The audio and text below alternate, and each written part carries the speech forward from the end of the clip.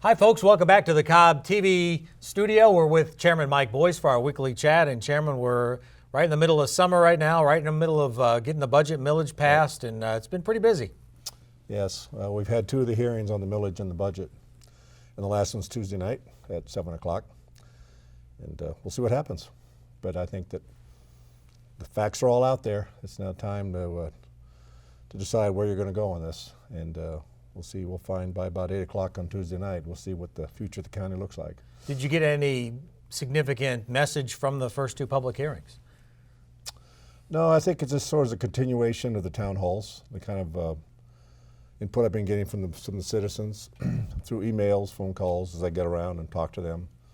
And then, of course, the public comment last week and this week. So I think that the 7 months is it's all been out there. 7 months is enough time for everybody to come to a reasonable decision and an informed decision about where we should go. But this budget addresses a number of concerns that we heard during the town halls. The number one was increased compensation for our public safety officials. And I'm obviously still reacting to the definition of what a tax increase is. But the bottom line is that $11 million alone, additional funding is needed to handle the compensation increases for not just the public safety, but also for our staff. I think people need to be reminded that our staff has not had a pay raise. Most of them have not had a pay raise in well over 5 years. The 7% plus up for public safety, fire, sheriff, deputies, and other certified officers doesn't come cheap, but neither does safety. And then the surprise of this summer has been that the sheriff, for a number of years, had a relationship with a health organization here in the county that decided they no longer want to go into that line of work. So we have to go out and bid for a new medical facility and public safety health program for our inmates at the jail, and the rough cost of that is $4 million. So $7 million, $4 million, that's $11 million.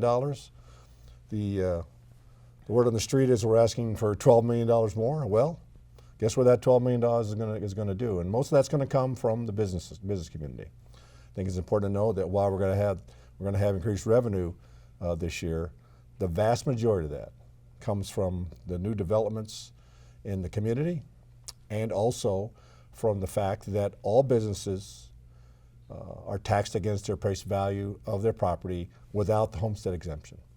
So I just ask everybody that's being sort of guided by the headline that we're raising your taxes, go to your tax bill, and you'll see that against the general fund portion of your taxes, there will be, we're not proposing any millage rate increase against that. But as I've been saying for months, including the town halls back in March, that because the fire fund and the parks bond tax is alleviated against the appraised value of your home, you don't get the exemption there. So there may be an increase there if your house has been reappraised since last year. So I think I've covered all the bases. And sometimes, the truth is uncomfortable. But in this case here, the truth is what the truth is. For your general fund portion of taxes, I'm not proposing any tax increase. For the fire fund or the general property or fire parks bond property tax, there may be if you had a new reappraisal. But the vast majority of that $12 million, thankfully, comes from the businesses who appreciate what we do with that money to enhance the quality of life here, which brings businesses here, which keeps people here, which has the whole loop of closing of people coming here to spend their discretionary dollars in the economy here. And you were talking about the property tax bills. If you look at those two, for most of us, and I've looked at this, the largest chunk by far, and for me it's around 70%, goes to the school district. It does, but again, I've been saying that that's not a great example. Quality is not cheap. Do you want the best school system in the state of Georgia, if not America? If you do, then the school system has done their homework and they've come up with their budget and they say this is the cost of providing that service to you. So I'm not going to sit here and have us against them. They believe that what they're charging for the millage rate is what it takes to deliver their services. I'd say the same thing about us. What we're charging for the millage rate is what it takes to continue to provide the best quality service that you've been demanding on us, and for us to deliver that, this is the cost of what it's going to have to be. And you also mentioned the homestead exemption. The number that came out during one of our recent meetings from the tax assessor astounded me, that it saved taxpayers $41 million Correct. This last year. But it's so hard to explain. We've tried to explain the Homestead Exemption to people over the last couple of years. Yeah. The bottom line is people are going to believe what they're going to believe. All right. I've just tried to provide them with the facts. Whether you credit what we've been doing here for 7 months now, if that's going to be your foundation for your decision, I appreciate that. But if you choose to go somewhere else, then that's fine. But I just want to make it very clear here: you can't do something with nothing forever. And quality, I'm going to say this for the third time in this session, quality is not cheap. What we're proposing has been a number that's derived out of a 7-month process working with the staff and the commissioners to continue to provide all those services. As a matter of fact, we've extended some service, like for instance, last year we opened up more library hours. We want to continue to provide those services. This is what it's going to take. And oh, by the way, there is inflation in America, and sometimes we have to pay more for things. So last year, my point is, if you want a 3-star county, I can give you a 3-star budget. I've heard solidly you want a 5-star county, and the budget we're proposing this year is a 5-star budget. There's a budget to provide 5-star services. And I know we've been focused on that because the vote's next week. But the business of the county continues. Yes, it does. And I know, especially down south, there's been an issue down there you've been heavily involved in, and progress is being made one step at a time. It is. I've been working with Commissioner Cupid to address some unfortunate issues, and that's a polite term, for 3 of the apartments down there on Riverside Drive. And I've said it before, and I'll say it again. We should have been there before. What has happened down there is not only lamentable, but it's almost unconscionable. But having said that, since March, working with Commissioner Cupid, we have been able to focus the efforts of the apartment owners to bring in the appropriate property managers to start addressing the number of shortfalls and discrepancies and repair and maintenance issues that are down there.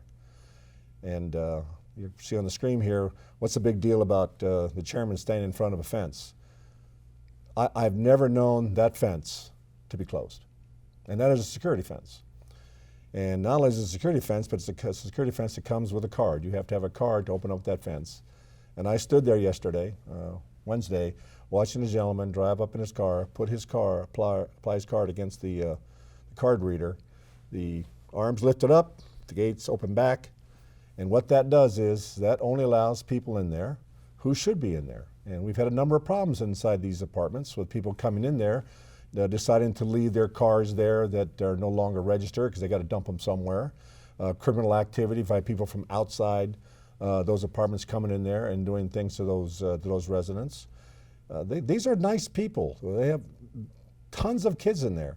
And it was really, really heartwarming to hear yesterday the maintenance manager that I've been working with now for almost 3 months, say to me, when he first came, was hired on in April, he felt very, very unsafe walking around these apartment complexes.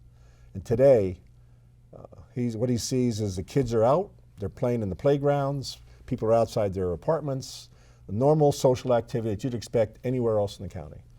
So once again, our commitment to everybody in Cobb County is that it's a place where you can safely work, live, play, and pursue your dreams. And there's not an asterisk near any of that. Everyone should feel the same degree of security that you have in Cobb County, no matter where you live. And my hat's off to the commissioner for working with the activists down there to bring together the community and town halls to provide information. I appreciate the new property managers working with our joint task force down there with Major Owens, the precinct commander, as well as the code enforcement and from fire to enforce the codes and ordinances down there. And slowly but surely, we're making a difference. And the effort now is to make sure that there's no relapses, that once we get to a certain level, that where everybody feels safe, but also everything in the apartment works, we don't fall back in what happened before, where their rent was taken and it wasn't applied against certain issues that needed to be addressed. And you mentioned that we should have been there before, but we should also mention code enforcement's been working pretty hard to the point where there's a court case coming up with dozens of counts. Well, I think the difference this time is that this is a coordinated effort. We don't just have code enforcement down there one day doing their thing, and the fire department's down there one day doing their thing, and then public safety's down there doing their thing. We have all of them down there working together with the property managers. So when they come in there, they provide them a list, so we have a common list. The property managers have their own software, so if there's discrepancies in the apartments, And if we find out about them through our means, we provide them with our form, so we have one list that we're all working off together, one sheet of music. So again, it's taken a while. It took several months for the property managers to trust in our commitment to them that, look, we can just come to here all day long, keep applying, citations and enforcing the code all day long, but that doesn't bring resolution if it's not working together. That when you see we're down here, we're trying to make your job easier too. All right, we're trying by making it safer. That means people are gonna pay their rent because you've been fixing their problems, and it's sort of it feeds off each other. So I see more of that now, and we have a long way to go. Everyone will say that. Monday, Monica Delancey had a town hall meeting in the morning and in the afternoon, and Commissioner Cupid was at least the one I was at in the morning, and the property manager there, and they're very candid about saying, look, we've come a long way, but we still have a long way to go. So everybody's saying the same thing, and we hear that. That encourages me that we're all focused on the ultimate goal, which is making sure that no matter who you are in these apartment complexes, you have a standard of life that reflects the safety that everybody else in Cobb County has come to expect. Right, and the situation down there, if it improves, will help taxpayers as well. You won't need as much law enforcement. You won't need as much services down there either. So as long as we can keep moving in the right direction. Yeah, and it also goes to the narrative of South Cobb. There are a lot of good things happening down there. Commissioner Cooper has done a great job of bringing more development down there. She's worked real hard at addressing safety issues down there, bringing more programs down there. So this is one of those things where I think I thought she needed some help bringing the power of the chairman with her. I mean, there's a lot a district commissioner can do, but it makes it a lot easier when the chairman's behind you. And I've been behind Commissioner Cupid on so many of her efforts for the 2.5 years been in office. And you can see that's all beginning to pay off here. But again, this area is prime for development, and we want to make sure that the story, when people come to look at that to start building there, is that this is a place where you can safely work, live, play, and pursue your dreams. Okay. Well, next week we have another public hearing and the budget vote, and anything else on your radar between now and then? I'm just counting the hours. All right. Well, listen, go to cobbcounty.org. We've put all the documents that are applicable to the budget on the website. You can follow us on Facebook, Twitter, and YouTube as well. If you want to see the meetings, watch the meetings live, learn about what's going on in your county, make sure you subscribe to the newsletters as well. And Chairman, I guess we'll see you again next week. I'll be back. All right.